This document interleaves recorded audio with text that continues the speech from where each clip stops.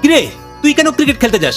মন দিয়ে পড়াশোনা কর, কিছু একটা হতে পারবি। তুমি পড়াশোনা করে কি হয়েছে শুনি? তুমি যে সরোজের সাথে দেখা করতে যাচ্ছ সেটা আমি জানি। বাপরে, তুই তো সবই জেনে যাস। যাবি আমার সাথে? বল কিনে দেবে? হ্যাঁ দেবো, চল।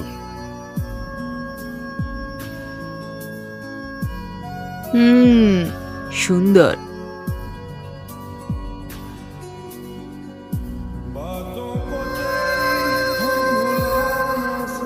ওই দিনই প্রথম আমি মিতাকে দেখেছিলাম।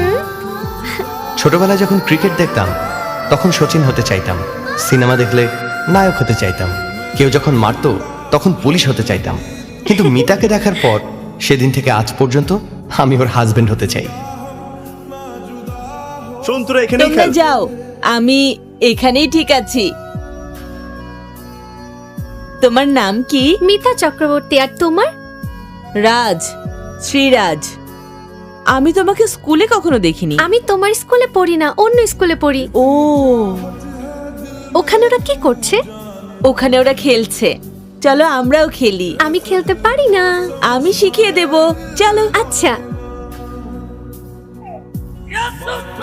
ভাই আমি রেডি, চলো যাই। কিরে, নতুন জামা পরে কোথায় যাচ্ছিস তুই? নদীর পাড়ে। আমার তাড়া নেই, তোরা তো তাড়া কিসের? তাছাড়া ওকে বলে দিয়েছি আজকে আমি যাব না। আমি তো বলেছি যে তুমি যাবে। হ্যাঁ,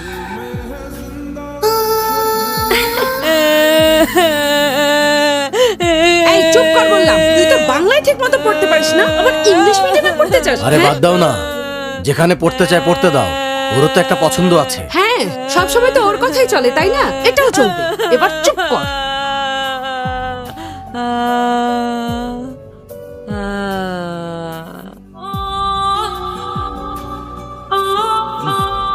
এই শোন। এই গুড মর্নিং বল। আমি কখনো টিচারকেই গুড মর্নিং বলিনি, আর তোমাকে বলবো?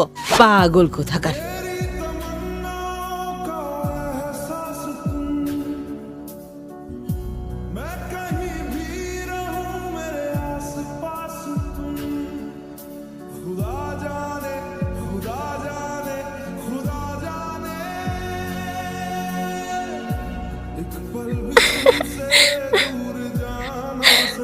ব্যাট বল আমার সীতাকে আঘাত করেছে, তা আমি আর চাই না।